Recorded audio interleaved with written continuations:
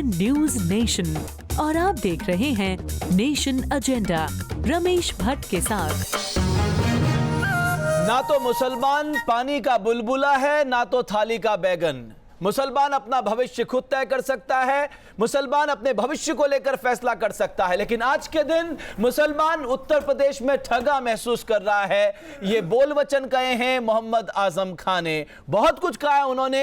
आज इसी पे चर्चा करेंगे। क्या समाजवादी पार्टी ने मुसलमानों को अपनी जागीर समझा है क्या?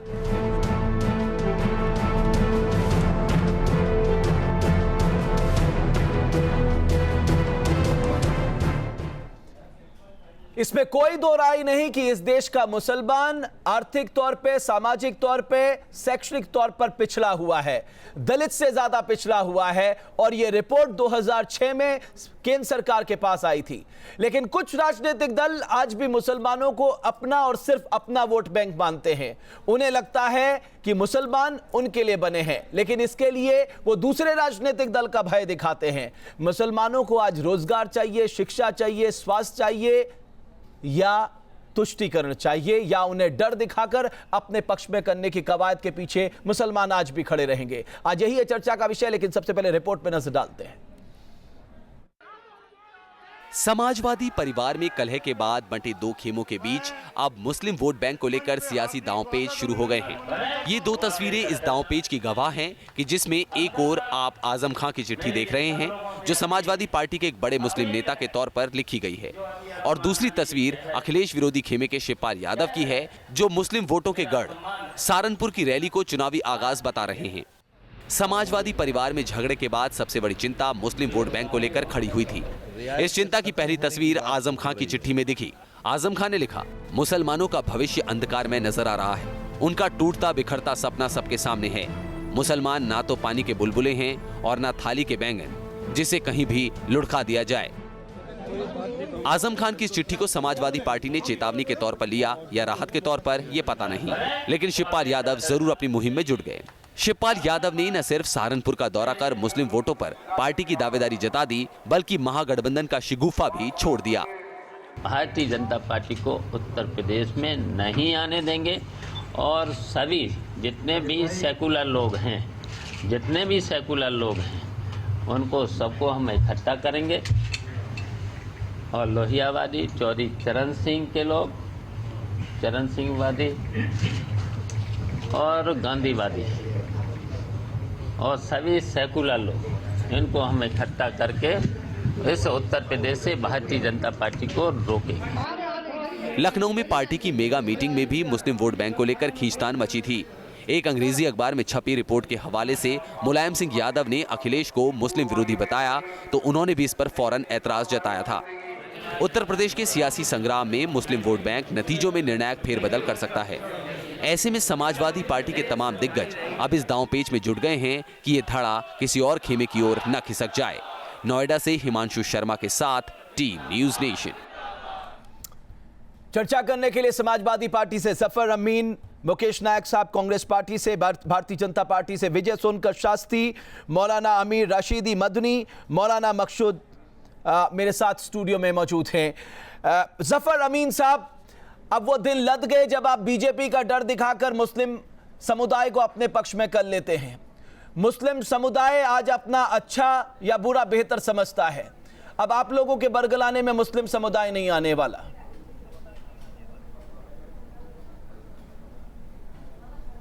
देखिए, बीजेपी का डर दिखा के कभी नहीं हम मुसलमान को अपने साथ रखे।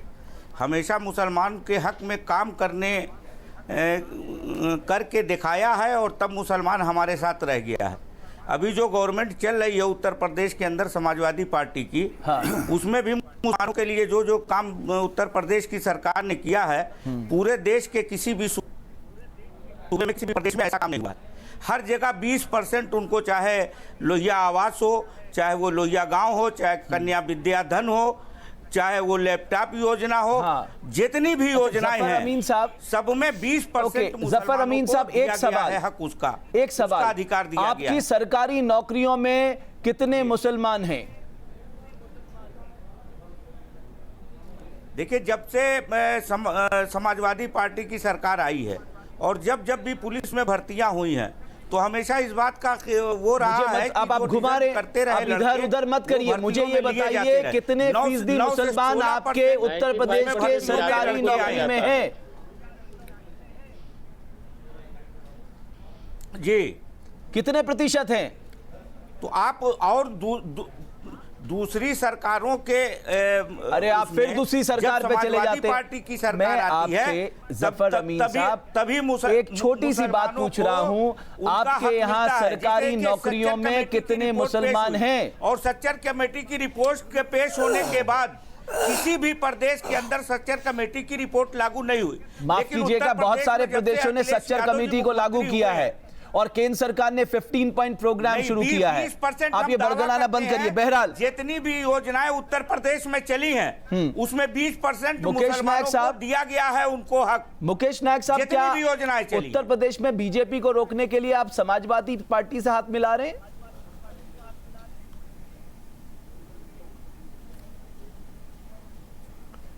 रमेश जी, सबसे पहले तो ये देखना होगा कि भारत का सबसे बड़ा सूबा जिस तरह के संस्थाबद्ध जातिवाद, सांप्रदायिकता, राजनीतिक अस्थिरता, दल बदल और भ्रष्टाचार का शिकार है, ये अत्यंत दुर्भाग्यजनक है। उत्तर प्रदेश में राजनीतिक अस्थिरता, उत्तर प्रदेश पे किसी भी प्रकार की गड़बड़ी का असर पूरे भारतवर्ष पर होता है। देखिए, आपने पूछा कि हम समाजवादी पार्टी को सपोर्ट कर रहे हैं या नहीं कर रहे हैं। कांग्रेस पार्टी स्वतंत्र रूप से पूरे उत्तर प्रदेश में चुनाव लड़ रही है। हम हारे या जीते, हमने 27 साल पहले हमेशा एक राजनीतिक स्थिरता दी है उत्तर प्रदेश को। हमने एक समावेशी दृष्टिकोण दिया है। उत्तर प्रदेश की समृद्ध विविधता को स्वीकार किया है। समाजवादी पार्टी के साथ जाएगी या नहीं जाएगी, सवाल ये है। वो शिवपाल यादव कह रहे हैं लोहियावादी, चौधरी चरण सिंह वादी, कांग्रेस वादी, ये वादी में आपका वादी शामिल है नहीं?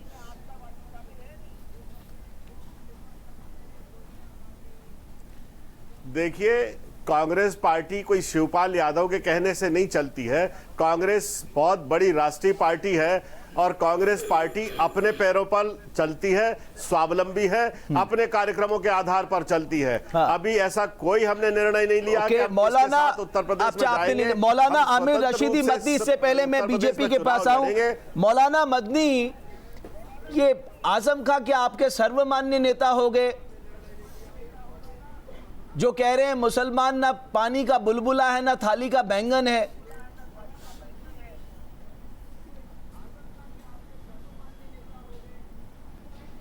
देखिए, जफर अमीन साहब और समाजवादी के शीर्ष नेता जितने हैं वो ये उन ठगों की तरह हैं कि इतना झूठ बोलो कि बकरी का बच्चा पिल्ला बन जाए। आजम खान ने ये बात सही कही है कि मुसलमान थाली का बैगन नहीं है, ना पानी का बुलबुला है, लेकिन आजम खान खुद थाली के बैगन जरूर हैं। कहाँ गए? समाजवादी पार्टी को छोड़ के कब कहाँ गए, बता दीजिए। लेकिन ये वही आजम खान है जिन्होंने 2009 में मुलायम सिंह को हिजड़ा कहा था,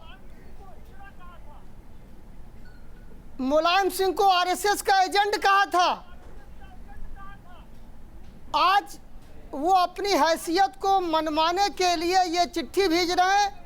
वो मुसलमानों के नेता नहीं है, ना मुसलमान उसको अपना नेता मानता है। एक मिनट, एक तो मैं थोड़ा सा माफी चाहूंगा मदनी साहब, इस तरह की भाषा का प्रयोग हम लोग कभी नहीं चाहते कि न्यूज नेशन के मंच पे इस तरह की भाषा का प्रयोग हो। किसी ने क्या कहा था, लेकिन इस मंच में कम से कम हम इसे गलत मानते इस तरह का प्रयोग। मौलाना मकसूद साहब, आप मुझे बताइए, अगर आजम खां मुसलमानों के सर्वमान्य नेता होने का दावा कर रहे हैं, उनसे पूछा जाए मुजफ्फरनगर का दंगा तब हुआ था जब वो डिस्ट्रिक्ट के इंचार्ज थे। 2014 में 58 दंगे हुए, 2015 में 49 दंगे हुए, तब ये समाजवादी पार्टी सरकार कहां थी? तब मुस्लिमों की चिंता क्यों नहीं हुई इनको? देखिए, ये भाई जरा मुझे बोलने दीजिए, मेरा नंबर है। हम मदनी साहब, एक मिनट, बराए मेहरबानी मदनी जी, मुझे बोलने का मौका दीजिए। मेरा नंबर है, आप बोल चुके। नहीं, अब मेरा नंबर है, बोलिए। आपने मुजफ्फरनगर, बिजनौर, इलाहाबाद, आजमगढ़ की जो मिसाल दी, हमें जब ये सरकार आई थी तो बड़ी उम्मीद थी कि ये सरकार कुछ करेगी। और मुलायम सिंह यादव ने 18% रिजर्वेशन की बात करी थी, लेकिन बड़ी हैरानी हुई सरकार बदलने के बाद ही। आप 5% दे दीजिए, 18 छोड़िए ना। फौरन मुजफ्फरनगर में, बिजनौर में, इलाहाबाद में, आजमगढ़ में बराबर फसाद होते रहे और ये सरकार सांप निकलने के बाद लकीर पीटने का काम करती रही। दादरी में एक अखलाक को काट दिया गया और उसके बाद संगीत सोम को सुनियोजित तौर पर, कॉन्स्पिरेसी के तौर पर आने का मौका दिया गया। हमें बड़ी मुसलमानों को शिकायत ये है कि ये सरकार जब आती है समाजवादी, लेकिन आप लोग कब तक बीजेपी के नाम डर कर एक पर्टिकुलर पार्टी का सपोर्ट करेंगे? आप अपना फैसला खुद करिए ना। हम मुसलमान, आपका विकास किसके साथ है? आपको शिक्षा चाहिए, स्वास्थ्य चाहिए, आपको क्या चाहिए? मेरी बात समझ ही नहीं रहे। मुसलमान इस देश का अब किसी का बंधुआ मजदूर नहीं है, आप हैं वो पॉलिटिकल। अरे तो आजम खां की चिट्ठी यही कह रही है कि मुसलमान समाजवादी पार्टी का बंधुआ मजदूर है। इलेक्शन में पता लग जाएगा, ये वक्त बताएगा अभी इलेक्शन में कौन के मुसलमान किसी पार्टी का बंधुआ मजदूर। विजय सोनकर शास्त्री समझ चुका है, विजय सोनकर हालात जानता है। लेकिन देखिए मुझे एक बात करने दीजिए।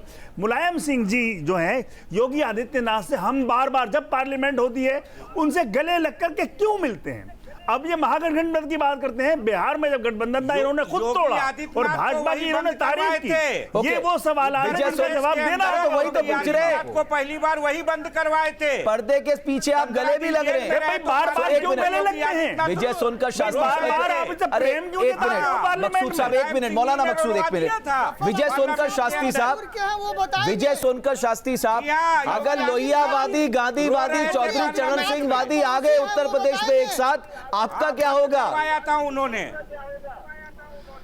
देखिए रमेश भट्ट जी, हाँ, जहां तक भारतीय जनता पार्टी की बात है, भारतीय जनता पार्टी जाति पाति पंथ संप्रदाय से अलग हट करके विकास की राजनीति कर रही है और यही पूरे देश भर में संदेश भी दिया है। उत्तर प्रदेश में भी हम वही करेंगे और विकास के मुद्दे पर हमें सफलता अवश्य मिलेगी। हाँ, लेकिन हम आपसे जरूर लखनऊ में जाके जय श्री राम का नारा लगाइए और कहिए चुनाव विकास के नाम पे लड़ेंगे।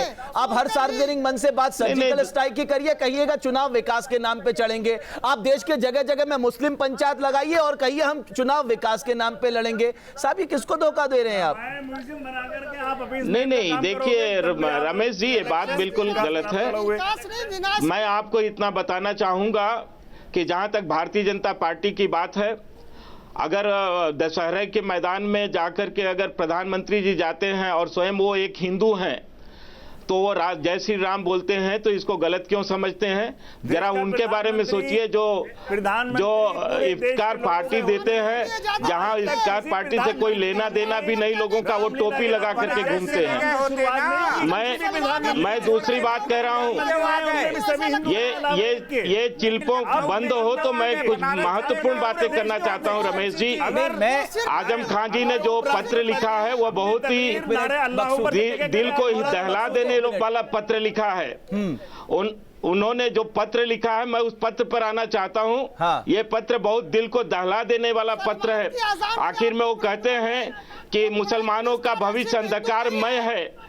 तो वो कहना क्या चाहते हैं, इसको उनको स्पष्ट करना होगा। क्या हिंदुस्तान में जो मुसलमान रहते हैं उनका अंधकारमय भविष्य है? क्या यही उनकी सच्चाई है? यही उनकी बातें हैं? क्या यही राष्ट्रीयता है? अरे वो आपका डर दिखा। नहीं, उन्होंने बहुत गलत बोला है। यहाँ पर मुसलमान जो हैं वो इस देश के नागरिक हैं, राष्ट्रवादी हैं, देश के बारे में चिंता करते हैं और कहीं भी किसी मामले में पीछे नहीं है। सीमा पर भी गोलियों का जवाब देते हैं और सीमा पर भी गोलियों को छाती पर सहते हैं। ये हिंदुस्तान के मुसलमान हैं। उनके भविष्य को अंधकार में बताने वाले लोग खुद ही नाटककार हैं। मैं इसकी निंदा करता हूं। आज जब हमारी सरकार बनी है, हमने अलग से अल्पसंख्यक मंत्रालय बनाया है।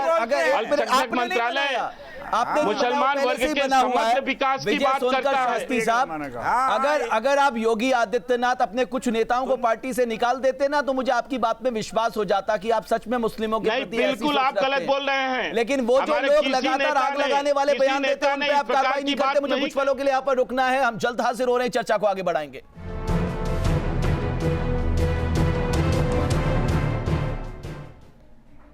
मौलाना मदनी, आज भी बीजेपी यूपी में आपके लिए अछूत है?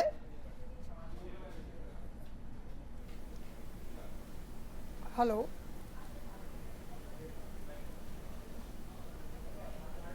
मदनी साहब, आज भी रमेश जी, बीजेपी अछूत है आपके लिए? रमेश जी, मैं एक बहुत देखिए, दो महत्वपूर्ण बातें बात बहुत कह रहा साफ है था कि आज ये सोनकर जी, हिंदुस्तान में हाँ, आप मदनी बोल साहब रहे बोलिए। थे, सुनने दें, सुनना मदनी की आदत डालें, जो सुनने की आदत डालें, लोग हैं उनकी आवश्यकता क्या है, उनकी नीड सुनने की आदत डालें सोनकर जी। मौलाना मदनी बोलिए। उनकी नीड से रोजगार, मैं ये कह रहा हूँ, नीड से उनकी आवश्यकता है सम्मानजनक जीवन। ये कौन दे रहा है? मुस्लिम ये समाज समाजवादी या को बसपा पार्टी के बीजेपी का लोग दे रहे भय हैं, दिखा कांग्रेस करके के? ये पार्टियां अब उत्तर अपना प्रदेश में एक गुलाम नहीं बनाया जा सकता। अपराधियों का अड्डा बन के विजय रह गई सोनकर है। एक बात- शास्त्री साहब, कैसे एक आप मिनट मुझे मदनी बात साहब को कह बोलने सकते हैं? दीजिए।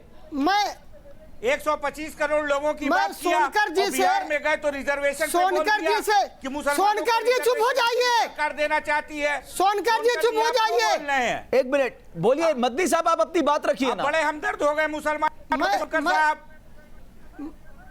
मैं ये कह रहा हूँ, मुसलमानों के बारे में अगर असल में बीजेपी चिंता का कोई भय करे तो दिखा भारतीय करके जनता पार्टी। मदनी अब साहब, मुसलमानों हम लोग चाहते हैं कि आज- उनके आज हाथ में पूरे- कुरान भी हो और कलम भी हो, पूरे देश के कंप्यूटर भी हो। अंदर आप ही से दे अरे सुनेंगे, आप कुरान और कलम सुनेंगे, आप जुमलों की सरकार, आपका प्रधानमंत्री जुमलों की सरकार वाला प्रधानमंत्री, अरे सुनेंगे, आप अरे पागल मत सुनेंगे। बनिए। आप इस प्रकार की हिस्टीरियाई अंदाज में क्यों बोल रहे हैं? मैं आपसे आपको बात कर रहा सोचने हूँ, की जरूरत है। आप सुन आज लें, लेकिन मेरे पास मुसलमान समय समाप्त हो गया है, मैं सुनने की चाहता हूँ ये आदत चर्चा डालिए, ऐसे नहीं सुनने की- बढ़ेगी। मुसलमान लेकिन देश का आज क्या चाहता आज है? के आपको समय पता है, में वो मुस्लिम सम्मान समुदाय चाहता को है। सबसे ज्यादा अगर किसी शिक्षा बात के बारे में चाहता है। सोचना है, वो है शिक्षा, वो है स्वास्थ्य, वो है रोजगार, उसकी आजीविका के लिए संसाधन जुटाना ताकि समाज में वो सम्मान के साथ जिंदगी बिता सके।